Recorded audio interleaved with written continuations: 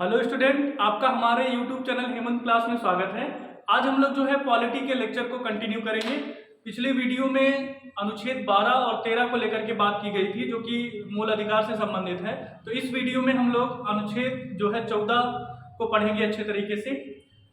अनुच्छेद 14 जो है समानता के अधिकार के अंतर्गत आता है। समानता का अधिकार जो है 14 से लेकर के 18 तक दिया गया है। तो इस वीडियो में हम लोग केवल आर्टिकल 14 को जो है बहुत अच्छे तरीके से करेंगे और इस सारे पॉइंट्स जो हैं ये एम लक्ष्मीकांत बुक से भी लिए गए हैं और इसमें मेरा भी कुछ एफर्ट है। तो इस वीडियो को ध्यान से अच्छे तरीके से पढ़िएगा। वीडियो को शुरू करने से पहले चैनल को कर दे सब्सक्राइब, ज़्यादा से ज़्यादा लोगों के पास कर दे शेयर। और इस वीडियो को जो है हम लोग यहाँ से शुरू करते हैं अनुच्छेद 14 से लेकर के। तो इस वीडियो में हम लोग जो है आर्टिकल 14 पर बात करेंगे। आर्टिकल 14 क्या बोलता है? आर्टिकल 14 कहता है कि विधि के समक्ष समता, विधि के समक्ष समानता की बात करता है और विधियों का समान संरक्षण की बात करता है। दो बातों को आर्टिकल 14 में शामिल किया गया है, विधियों के समक्ष समता और विधियों का समान संरक्षण। दो पॉइंट्स हैं। तो अगर कंपटीशन में जैसे छोटे एग्जाम में तो यहीं से क्वेश्चन बन जाता है कि आर्टिकल 14 में किसकी बात की गई है, तो बता देना विधि के समक्ष समता या फिर विधियों का समान संरक्षण, दोनों को इंक्लूड किया गया है। दूसरा क्वेश्चन क्या बनता है कि ये जो विधि के समक्ष समता है ये कहां से प्रेरित है? तो विधि के समक्ष समता जो है ये ब्रिटेन के संविधान से प्रेरित है। कहने का मतलब ब्रिटेन के संविधान को पढ़ा गया और वहां को देखा गया कि वहां पर विधि के समक्ष सब लोग समान हैं। तो वहां से इस पॉइंट को इंक्लूड कर लिया गया, क्योंकि भारत का संविधान क्या है, बहुत सारे संविधानों को पढ़ करके बनाया गया है। तो जो उसमें अच्छी बातें लगती थी उसको भारतीय संविधान में शामिल कर लिया गया था। तो विधि के समक्ष समता किस देश के संविधान से प्रेरित है? तो ब्रिटेन के संविधान से प्रेरित है। इसके बाद फिर दूसरा आता है विधियों का समान संरक्षण। विधियों का समान संरक्षण, तो विधियों का समान संरक्षण जो है ये किस संविधान से प्रेरित है? ये अमेरिका के संविधान से प्रेरित है। अमेरिका में जो है विधियों के समान संरक्षण का प्रावधान है, तो अमेरिका के संविधान से इसको लिया गया है। तो यहाँ से 3 क्वेश्चन बनते हैं। अनुच्छेद 14 किससे संबंधित है? तो आर्टिकल 14 जो है मूल अधिकारों से संबंधित है, पहला क्वेश्चन हो गया। अनुच्छेद 14 में क्या बताया गया है? विधि के समक्ष समानता और विधियों का समान संरक्षण, और किसके अंतर्गत आता है? समता के अधिकार के अंतर्गत आता है। उसके बाद फिर विधि के समक्ष समानता कहां से लिया गया है? तो ब्रिटेन के संविधान से लिया गया है। इसी तरीके से विधियों का समान संरक्षण कहां से प्रेरित है? तो अमेरिका के संविधान से प्रेरित है। तो यहां से 3-4 क्वेश्चन बन सकते हैं ऑब्जेक्टिव। बाकी इनको हम लोग डिटेल से बहुत अच्छे तरीके से पढ़ते हैं कि विधि के समक्ष समता है क्या और विधियों का समान संरक्षण है क्या। तो यहाँ पर हम लिखे हैं विधि के समक्ष समता का अर्थ, मतलब कानून के समक्ष समानता का क्या अर्थ है, इसके बारे में बात करते हैं। तो विधि के समक्ष समता, इसका मतलब विधि मतलब क्या होता है? कानून के, मतलब कानून की नजर में कानून के नजर में सब लोग क्या है? समान है। समता मतलब समान, कि कोई भी कानून है, कोई भी कानून जो भारत में है उसकी नजर में क्या है? हर एक लोग समान है, ये इसका अर्थ हुआ। अब इसमें 3 पॉइंट्स हैं कि कानून की नजर में सभी व्यक्ति को समान रखा गया है, किसी को विशेषाधिकार नहीं है। अब यहाँ विशेषाधिकार का मतलब क्या होता है? जैसे कानून बना है, कोई भी कानून है, उसके लिए सभी व्यक्ति क्या है? उसकी नजर में समान है। जैसे चोरी करते हैं तो चोरी करते हैं तो मतलब सबके लिए दंड वही है जो चोरी के लिए आईपीसी आरपीसी में रखा गया है, इंडियन पेनल कोड और जो है क्रिमिनल प्रोसीजर में, एक में लिखा रहता है कि किस वजह से जो है किसको अपराध माना जाएगा और किस अपराध के लिए क्या दंड दिया जाएगा, आईपीसी और सीआरपीसी में रहता है। तो अगर मान लो कोई चोरी करता है, तो चोरी अगर करता है तो इसका मतलब चोरी के लिए जो भी प्रावधान है विधि के अंतर्गत, उसमें क्या होगा? सभी लोगों को, जितने भी व्यक्ति चोरी करेंगे उनको जो है जिस तरीके की सजा का प्रावधान होगा सबके लिए वही रहेगा। ऐसा नहीं होगा किसी विशेष व्यक्ति के लिए विशेषाधिकार है तो उसको कुछ छूट दे दी जाएगी। तो यहां से पहला पॉइंट यही हो गया कि कानून की नजर में सभी लोग समान हैं, किसी को विशेषाधिकार नहीं है। दूसरा, न्यायालय के द्वारा जो है सभी व्यक्तियों के साथ समान व्यवहार होगा। तो जो न्यायालय होगी, चाहे सुप्रीम कोर्ट हो, हाई कोर्ट हो, जिला न्यायालय हो, कहीं पर भी अगर किसी व्यक्ति के खिलाफ जो है मुकदमा होता है या फिर वहां पर सुनवाई की जाती है, तो ऐसा नहीं होगा कि जो है दूसरे किसी विशेष व्यक्ति के लिए विशेष प्रकार की जो है सुनवाई की जाएगी। कहने का मतलब सभी व्यक्तियों के लिए जो है अगर निर्णय गलत किए हैं तो सभी के लिए समान रहेगा। जैसे 3 लोग अपराध करते वही अपराध करते तो तीनों को वही सजा दी जाएगी। ऐसा नहीं होगा एक को कम सजा दी जाएगी, एक को ज्यादा सजा दी जाएगी। जैसे निर्भया कांड हुआ था, उसमें जो है क्या हुआ था, सिर्फ एक था नाबालिग जो बच गया था, बाकी सबको जो है मृत्युदंड का प्रावधान किया गया था। ऐसा नहीं होता कि मतलब अगर वो बच गया था क्योंकि कानून नहीं बना था उस समय। तो अभी इसको भी समझाएंगे। तो यहाँ से न्यायालय के द्वारा सभी व्यक्तियों के साथ जो है समान व्यवहार किया जाएगा, किसी के साथ भेदभाव नहीं किया जाएगा। किसी को कम सजा सुना दी गई उसी अपराध के लिए और किसी को उसी अपराध के लिए जो है ज्यादा सजा सुना दी गई, ऐसा नहीं होगा। एक अपराध के लिए अगर किया है 2 व्यक्ति तो दोनों को समान सजा मिलेगी, चाहे वो अमीर हो चाहे गरीब हो। तो तीसरे पॉइंट में यही है। तीसरे पॉइंट में कोई व्यक्ति कानून से ऊंचा नहीं है, चाहे वह अमीर हो चाहे गरीब हो, चाहे वो लखपति करोड़पति अरबपति कुछ भी हो, मतलब चाहे जितना अमीर हो और कोई कितना भी गरीब हो, दोनों ही कानून से क्या है, नीचे है। कानून अगर देखा जाए तो सबसे ऊपर है, कानून से नीचे ये सब लोग आते हैं। जितने भी अमीर गरीब हैं तो ये क्या है, ये नीचे है कानून से। तो ये विधि के समक्ष समता का अर्थ है तीनों। और इसके बाद फिर अगर देखा जाए इनसे कंक्लूजन निकाला जाए तो यह व्यक्ति के पक्ष में क्या है, नकारात्मक है। अगर जैसे कोई व्यक्ति क्या है, अमीर है, बहुत ज्यादा अमीर है, उसके बहुत ज्यादा पैसा है, लेकिन तब भी उसे कानून के नीचे रहना है। या फिर किसी भी व्यक्ति को विशेषाधिकार ज्यादा है, मतलब कहने का मतलब उसके पास पावर ज्यादा है, जैसे राष्ट्रपति या प्रधानमंत्री हो गए, मुख्यमंत्री, इनके पास पावर बहुत ज्यादा है, तब भी वो कानून से क्या है, छोटे हैं। इसका मतलब जो है ये उनके पक्ष में क्या है, नकारात्मक है। तो विधि के समक्ष समता जो है उनके पक्ष में क्या है, नकारात्मक है। तो अगर लिखने के लिए आता है नकारात्मक कैसे समझाइए, तो इतना समझा सकते हैं। तो यह व्यक्ति के पक्ष में क्या है, नकारात्मक है। तो ये विधि के समक्ष समता का पूरा डिटेल था। इसके बाद हम लोग देखते हैं विधियों का समान संरक्षण। तो दूसरा है विधियों का समान संरक्षण, जिसको अमेरिका के संविधान से लिया गया है। इसका क्या अर्थ होता है, तो विधियों का समान संरक्षण, इसका मतलब विधियों द्वारा प्रदत्त, पहला पॉइंट यही है कि विधियों द्वारा प्रदत्त विशेषाधिकार और आरोपित दायित्व दोनों में समान परिस्थितियों में समान व्यवहार होगा। कहने का मतलब ये है कि अगर जैसे मान लीजिए किसी को कानूनी विधि से जो है विशेषाधिकार प्राप्त हो जाता है और उसको कुछ उत्तरदायित्व दिया जाता है, तो क्या होगा, समान परिस्थितियों में उनके साथ समान व्यवहार किया जाएगा।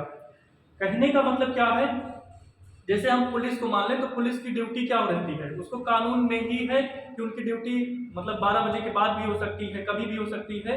तो मान लीजिए जो है 12 बजे के बाद कहीं पर ड्यूटी कर रहे हैं और कोई आम इंसान है जो कि मतलब जो है अगर आम इंसान से तुलना की जाए तो समान परिस्थितियों में क्या रहेगा, मतलब वो परिस्थिति तो वही रहेगी, किंतु क्या होगा, उसको ज्यादा अगर देखा जाएगा तो वो हो सकता है चोरी के पर्पज से उसको गिरफ्तार कर लिया जाए कि जो है आप जो है रात में कहाँ जा रहे हैं, रात में इस तरीके से विचरण कहाँ कर रहे हैं, किस तरीके से क्या मैटर हो सकता है इसके बारे में। लेकिन पुलिस इस तरीके से कर रही है तो उसको ऐसा नहीं होगा कि उसको उसके साथ भी वैसा ट्रीट किया जाएगा। कहने का मतलब जिसको विशेषाधिकार या जिसको पावर दी गई है उसको जो है जब मतलब उस तरीके का माहौल बनता है तब उसको गिरफ्तार, मान लीजिए वो जो है जब उसको ड्यूटी दी गई उस समय वो कोई अपराध कर रहा है, विशेषाधिकार होने के बाद कोई अपराध कर रहा है, तब उसको सजा दी जा सकती है, नहीं तो उसको सजा नहीं दी जा सकती क्योंकि कानून के द्वारा ही उसको विशेषाधिकार प्राप्त है। यहाँ से समझ सकते हैं कि जो है उनके साथ जो है कुछ स्थितियों में आप इसमें ये देख सकते हैं कि विशेषाधिकार व्यक्ति को जिसके पास पावर है उसके लिए थोड़ा अलग हो जाता है कि मतलब कानून के नजर में। तो ये जो है एक पक्ष क्या हो सकता है, ये सकारात्मक पक्ष हो सकता है। इसी तरीके से ये हो गया। इसी तरीके से समान विधि के अंतर्गत सभी व्यक्तियों के लिए समान व्यवहार, मतलब जैसे कोई कानून बनाया गया तो ऐसा नहीं होगा कि वो जो है उसके लिए सब समान है। जैसे कोई भी कानून बनाया गया तो अमीर के लिए अलग कानून नहीं होगा, गरीब के लिए अलग नहीं होगा। हिंदू मैरिज एक्ट है, अब ऐसा नहीं अमीरों के लिए अलग होगा, वो 5 शादी कर सकते हैं और जो गरीब लोग हैं वो 1 शादी कर सकते हैं, ऐसा नहीं है। मतलब कोई भी अगर कानून बनाया गया है तो वो हर एक व्यक्तियों के लिए क्या होगा, समान होगा। इसके बाद बिना किसी भेदभाव के जो है समान व्यवहार होना चाहिए। ऐसा नहीं होगा कि किसी के साथ भेदभाव किया जाए पैसे के बेस पर लेकर के या फिर उसके कास्ट को लेकर के, तो ऐसा नहीं होगा। कानून की नज़र में क्या है, सब लोग समान हैं। तो ये है विधियों के समान संरक्षण। तो यहाँ पर जो है समझ सकते हैं विशेषाधिकार वाला पॉइंट यहाँ पर है, ऊपर वाले पॉइंट में नहीं है। कहने का मतलब ये अगर देखा जाए तो किसी कोई स्पेशल है, अगर स्पेशल उसको विधि के द्वारा कानून दिया गया है तो उसके साथ थोड़ा अलग व्यवहार हो सकता है। ये होता है विधियों के समान संरक्षण का। तो अगर इसको देखा जाए तो ये क्या होता है, किसी भी व्यक्ति के पक्ष में सकारात्मक होता है, जबकि जो विधि के समझ समता का अर्थ है ये नकारात्मक होता है। तो इस तरीके से अब जो है अगर पूछा जाए तो डिटेल में आप लोग जो है दे सकते हैं, खुद भी जो है सोच सकते हैं कि कैसे जो है हम इसको एक्सप्लेन करेंगे, बुक से भी पढ़ सकते हैं। तो यहाँ इन दोनों पॉइंट्स को हम लोगों ने क्लियर किया। अब इसके बाद फिर जो है कुछ अपवाद देख लेते हैं, एक्सेप्शन इस पर क्या है। जैसे मतलब कुछ ये जो दोनों बातें दी गई विधि के समझ समता और विधियों का समान संरक्षण, इसमें भी कुछ एक्सेप्शन है, अपवाद है। तो क्या है इसको समझते हैं। भारत के राष्ट्रपति और उपराष्ट्रपति को निम्न शक्तियां प्राप्त हैं। मतलब ये अगर देखा जाए तो ये राष्ट्रपति और उपराष्ट्रपति साथ में राज्यपाल अगर को देखा जाए तो जो है उनको कुछ विशेष शक्तियां प्रदान की गई हैं। किस आर्टिकल के तहत, अनुच्छेद 361 के तहत जो है उनको कुछ विशेष प्रोविजन दिया गया है। जैसे क्या है यहां पर देख सकते हैं, चाहे राष्ट्रपति हो या राज्यपाल हो, कार्यकाल के दौरान राष्ट्रपति या राज्यपाल कार्यकाल के दौरान न्यायालय में जवाबदेही नहीं होगा। कहने का मतलब अगर जैसे राष्ट्रपति है या फिर राज्यपाल है, वो जो है अपने कार्यकाल में है, कहने का मतलब उसका 5 साल का कार्यकाल है, वो अपने कार्यकाल में है, अपने पद पर है, और उसके दौरान जो है मान लीजिए कोई बात हो जाती है, कुछ अध्यादेश जारी हो जाता है या फिर कोई भी ऐसा मामला आता है, तो उससे जो है न्यायालय जवाब नहीं मांग सकता है कि आपने ऐसा निर्णय क्यों दिया, जो है किसी भी पॉइंट्स को लेकर के। तो जो है जैसे मान लीजिए कोई रिट जाता है उसके पास, तो उसको रख लेता है, जैसे जो है अगर मान सकते हैं पॉकेट वीटो या फिर जेबी वीटो, इस तरीके से हम लोग पढ़ेंगे तो क्या होगा।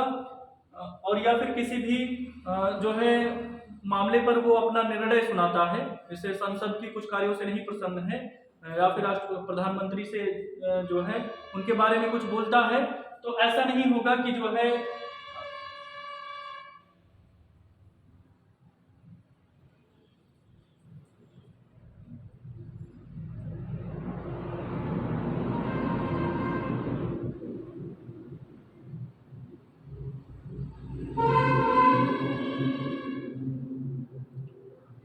ऐसा नहीं होगा कि उसको जो है जवाब देना पड़ेगा न्यायालय के सामने। कब तक, जब तक वो अपने पदावधि पर रहेगा तब तक उसे जवाबदेही नहीं देना पड़ेगा। तो एक तरीके से मान सकते हैं कि ये जो है इसका एक्सेप्शन है।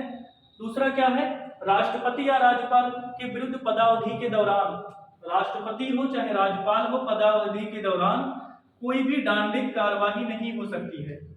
जो है कोई भी अगर दंड देना होगा तो ये प्रोविजन नहीं होगा कि राष्ट्रपति और राज्यपाल के विरुद्ध जो है पदावधि, मान लीजिए वो अपने पदावधि पर है, अपना कार्यकाल पर है, तो उसके दौरान उन पर कोई दंडात्मक कार्रवाई नहीं होगी कि उनको जो है इस तरीके के लिए जो है उनको दंड दिया जाएगा, कार्रवाई करके जो है उनको जो है जेल भेज दिया जाएगा। इस तरीके से कोई भी प्रोविजन नहीं होगा।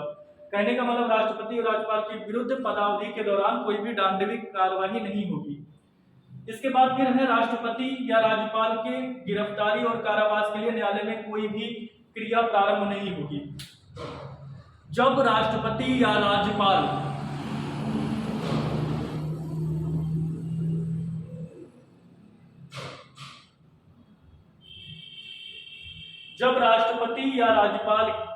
जो है अपनी पदावधि में है, मतलब अपने कार्यों का निर्वहन कर रहे हैं अपने कार्यकाल के दौरान, तो उनको ना तो गिरफ्तार किया जा सकता है और ना ही जेल भेजा जा सकता है किसी भी न्यायालय के द्वारा। मुकदमा भी नहीं चलाया जा सकता है उनके ऊपर, अगर मुकदमा चलाना है तो उनको 2 महीने पहले जो है सूचना देनी होगी, उसके बाद फिर जो है कोई भी कार्रवाई की जा सकती है। पहले लेकिन उनसे इजाज़त लेनी पड़ेगी कि आपके ऊपर मुकदमा चलाया जा रहा है, उनको जानकारी इसका होना चाहिए, बिना जानकारी के नहीं चलाया जा सकता है। तो ये समझ लीजिए कुछ एक्सेप्शंस हैं यहाँ पर राष्ट्रपति और राज्यपाल को लेकर के। इसके बाद हम लोग कुछ पॉइंट्स और देखते हैं, जैसे क्या है, कोई व्यक्ति जो संसद या राज्य विधानमंडल में किसी विषय वस्तु पर प्रकाशन पेपर में इंगित करता है तो उस पर कोई मुकदमा नहीं चलाया जाएगा। कहने का मतलब क्या है, जैसे कोई व्यक्ति है, वो संसद है, संसद रहता है 3 पार्ट से मिलकर बना होता है, लोकसभा, राज्यसभा और लोकसभा, राज्यसभा और जो है राष्ट्रपति। इसी तरीके से विधानमंडल जो होता है, विधानसभा, विधान परिषद और राज्यपाल से मिलकर के बना होता है। तो अगर मान लीजिए प्रसन्न नहीं है कोई व्यक्ति या फिर कोई एंकर है या फिर न्यूज वाला है कोई, वो क्या करता है, उनके कार्यों से संतुष्ट नहीं है, जिस तरीके से उनकी गतिविधियां हैं जो है शासन चलाने को लेकर के, या फिर कोई भी ऐसा कानून बनाते हैं जिनके जो उसको पसंद नहीं है और वो पेपर में जो है छाप करके लोगों में जागरूकता फैलाना चाहता है कि सरकार सही नहीं कर रही है, तो उसके ऊपर मुकदमा नहीं चलाया जाएगा। ऐसा नहीं होगा कि उसके ऊपर जो है मुकदमा चलाया जा सकता है। अब ये देखो, अगर कानून की नज़र में देखा जाए तो कानून की नज़र में क्या, अब अगर मान लीजिए वो अगर इसमें विधियों का समान संरक्षण नहीं होता तो उसको गिरफ्तार कर लिया जाता, क्योंकि कानून के द्वारा ही उसको आगे पढ़ेंगे, प्रेस की स्वतंत्रता, कानून के द्वारा ही उसको स्वतंत्रता दी गई है कि वो ऐसा काम कर सकता है। तो इस कारण से उसके जो है उस पर कोई भी मुकदमा नहीं चलाया जा सकता है। तो यहाँ से देख सकते हैं कि कोई व्यक्ति जो संसद या राज्य विधानमंडल में किसी विषय वस्तु पर प्रकाशन पेपर में जारी करता है, जिसे मान लीजिए मुद्दे से पसंद नहीं है तो मतलब पेपर में छाप दिया आपने ताकि लोग जागरूक हो सके, तो उसके विरुद्ध में मुकदमा नहीं चलाया जा सकता है, भले ही वो सरकार के पक्ष में ना हो। मतलब सरकार उसके जो है वोट पर समझ लीजिए इफेक्ट जाता हो, या फिर उसकी मान सकते हैं उसके विचारों पर, या फिर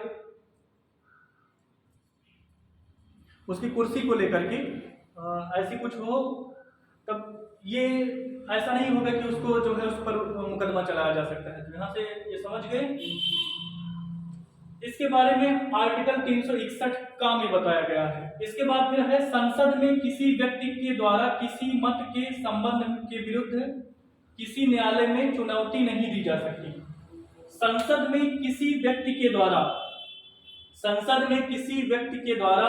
किसी मत के संबंध के विरुद्ध किसी न्यायालय में चुनौती नहीं दी जा सकती है।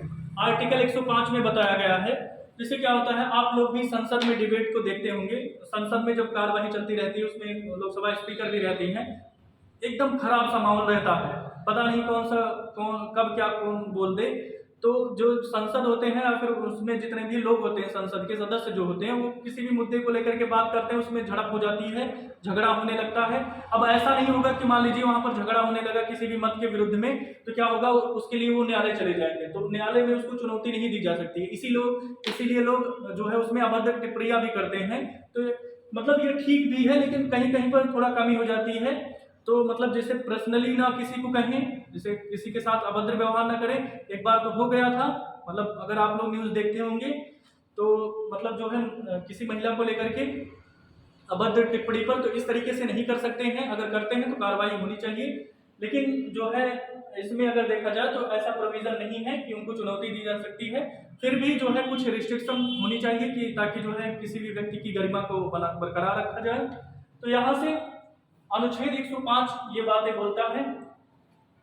इसी प्रकार जैसे ये है, इसी प्रकार जो है विधान मंडल में भी रहता है, क्योंकि जैसे ये तो केंद्र का कानून हो गया, इसी तरीके से राज्य कानून में भी जहाँ पर जो है विधान परिषद, विधानसभा के सदस्य बैठते हैं, वहां पर भी ऐसा ना हो जाए, क्योंकि राज्य में ये तो केंद्र में हो गया, ये तो राज्य में भी इस तरीके से डिबेट ना हो। जो भी विधायक रहते हैं वो इस तरीके से ना बातें जो है, अगर मान लीजिए कोई डिबेट होती है और उसके विरुद्ध जो है कुछ कार्रवाई करते हैं, कहने का मतलब जो है उनके विरुद्ध कोई भी कार्रवाई नहीं की जा सकती। वो भी अगर मान लीजिए राज्य सरकार है, राज्य सरकार में भी कुछ अगर किसी बातों को लेकर के झड़प हो जाती है अपने मतों में भी, तब भी जो है इसके लिए मुकदमा नहीं चलाया जा सकता है। ये है अनुच्छेद 194। अनुच्छेद जो है 105 में तो इसके केंद्र के बारे में बताया गया है कि संसद में अगर कोई रहता है, इसी तरीके से विधानमंडल में 194 में है आर्टिकल 194, अनुच्छेद 194, और ये अनुच्छेद 105। इसके बाद फिर जो है एक और अपवाद है अनुच्छेद 31 अनुच्छेद 31 ये अनुच्छेद 14 का अपवाद है। राज्य विधानमंडल नीति निदेशक तत्वों पर कोई कानून का क्रियान्वयन करने के संबंध में, जैसे क्या है, राज्य विधानमंडल है कोई, या फिर जो है राज्य विधानमंडल है वो कोई भी कानून बनाती है और उसमें वो नीति निदेशक तत्वों को शामिल करती है। नीति निदेशक तत्व जिसको बोलते हैं फंडामेंटल राइट्स। इसके बाद मूल अधिकारों के बाद उसको पढ़ेंगे अनुच्छेद 36 से लेकर के 51 तक उसके बारे में कहा गया है।